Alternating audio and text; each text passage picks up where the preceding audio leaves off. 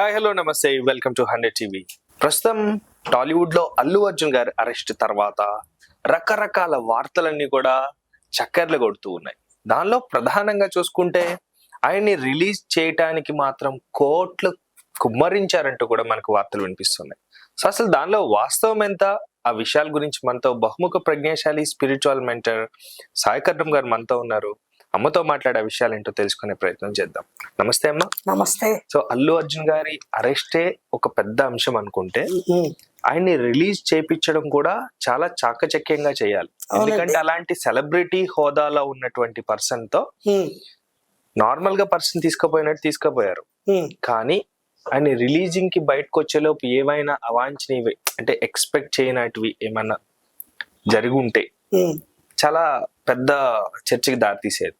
అయితే క్షేమంగా ఆయన ఇంటికి తీసుకురావడానికి కోట్లు కుమ్మరించారు అన్న వార్తలు వినిపిస్తున్నాయి. సో దానికి మీరేమంటారు? ఇప్పుడు ఇదంతా ఒక చిన్న సైజు డాక్యుమెంటరీ ఫిలిం లాగా, అంటే విత్ ఇన్ అవర్స్ టైం లోపల అన్ఎక్స్పెక్టెడ్ థింగ్స్ కొన్ని, అంటే ఎవరు అన్ఎక్స్పెక్టెడ్ థింగ్స్ ఎవరికి? శ్రీ అల్లు అర్జున్ గారికి.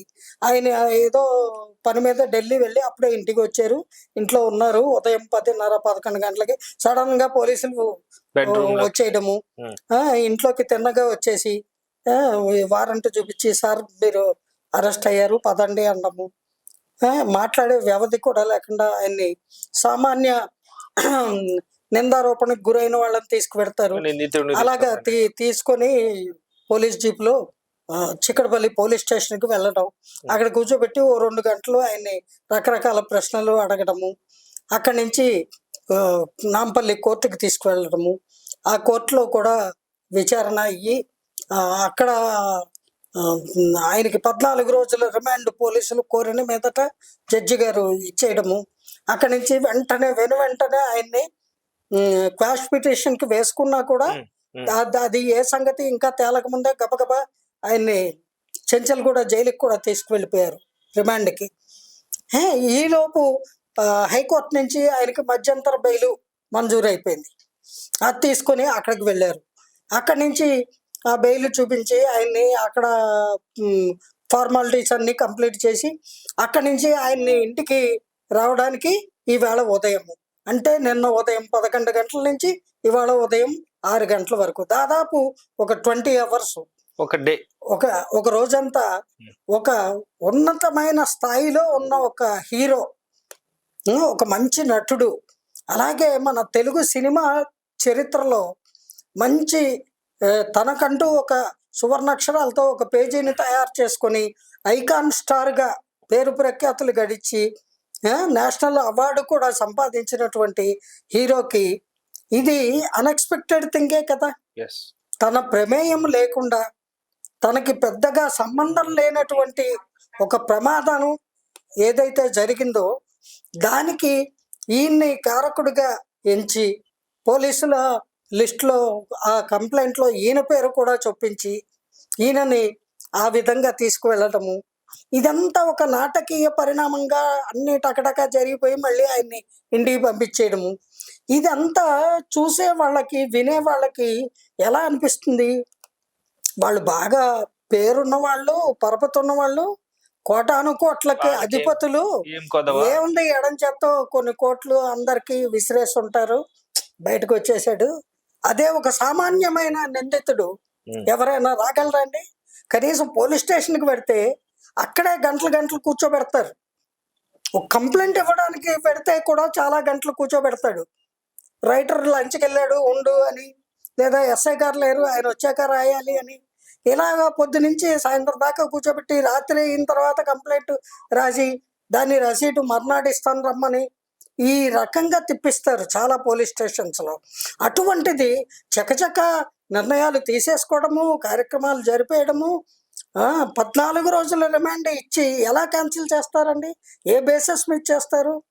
అంటే బెయిల్, ఆ రిమాండ్ని విధించిన తరువాత బెయిల్ వచ్చింది, ముందు వచ్చిందా అనేది ఒక పాయింట్ ఉంటుంది ఇక్కడ. ముందే వచ్చినా వీళ్ళకి అందేసరికి ఆ రిమాండ్ శాంక్షన్ చేసి అక్కడికి తీసుకుపోయారు, అందువల్ల ఆయన్ని వదిలిపెట్టగలిగారు. ఏదో ఇప్పుడు గవర్నమెంట్ లో కొన్ని రూల్స్ ఉంటాయి. ఆ రూల్స్ చట్టం తన పని తాను చేసుకు వెళ్ళిపోతుంది. ఎవరికైనా ఒకటే అది. కోటీశ్వరుడికైనా, కటిక దరిద్రుడికైనా, పేదవాడికైనా, ఎవరికైనా చట్టము న్యాయము ఒకటే అండి. కానీ ఇక్కడ వాళ్ళ రూల్ ప్రకారమే బెయిల్ వచ్చింది ఇన్ టైంలో. కానీ ఈలోపు వీళ్ళు తొందరపాటుతనంతో కోర్టులో ఈ రిమాండ్ కావాలని పోలీసులు రిక్వెస్ట్ చేయడము, జడ్జి గారు మంజూరు చేయడము, ఆయన అక్కడికి తీసుకుపోవడము, ఇవన్నీ జరిగిపోయాయి అంచెలంచెలుగా. బయట చూసే వాళ్ళకి, అభిమానులకి లేదా ప్రజానీకానికి, ఈ మీడియాలో వచ్చే కథనాలకి వాళ్ళు ఏమనుకుంటారు? ఖచ్చితంగా ఇక్కడ కోట్ల రూపాయలు వెచ్చించి ఆయన్ని అలా పువ్వుల్లే బయటికి తీసుకొచ్చేశారు, మామూలు వాడికైతే ఇది అసాధ్యమైనటువంటి అంశము అనే అనుమానం ఏంటి, కన్ఫర్మ్డ్ గా అనుకుంటున్నారు చాలా మంది. నా చెవుల్లో కూడా పడ్డాయి.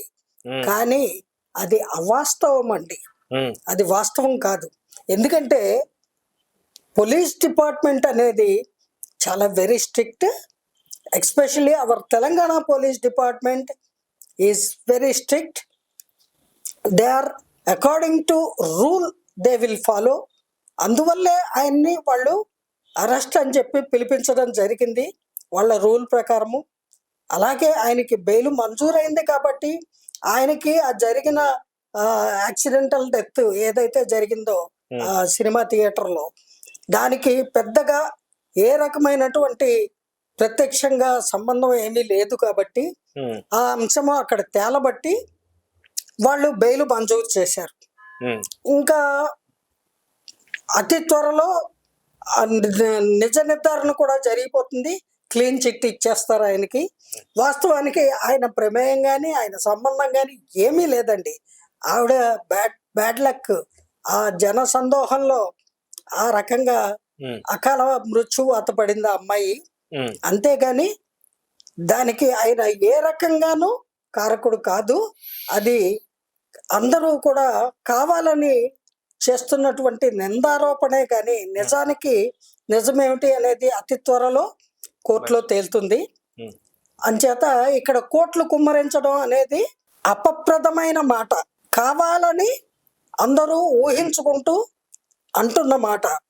వాస్తవానికి మంచి తెలివితేటలు ఉన్నటువంటి అడ్వకేట్లు సమయస్ఫూర్తిగా అక్కడ జడ్జితో వాళ్ళు ఈ అంశం గురించి పూర్వము ఈ టైప్ ఆఫ్ కేసులు ఏవొచ్చాయో వాటి ప్రసక్తి కూడా తీసుకొచ్చి బెయిల్ మంజూరు అవ్వడానికి వాళ్ళు చక్కగా వాదించి జడ్జి గారిని ఒప్పించి మెప్పించి వాళ్ళ యొక్క శక్తి సామర్థ్యాలు యాజ్ ఏ అడ్వకేట్గా అక్కడ వాళ్ళు ప్రూవ్ చేయబట్టి జడ్జి గారు కూడా సమాధానపడి అక్కడ తగినంత ప్రూఫ్ ఉంది కాబట్టి ఆయన మధ్యంతర బెయిల్ని మంజూరు చేశారు. ఆ 14 రోజుల రిమాండ్ని క్యాన్సిల్ చేయడం జరిగింది. అది వాస్తవానికి జరిగింది.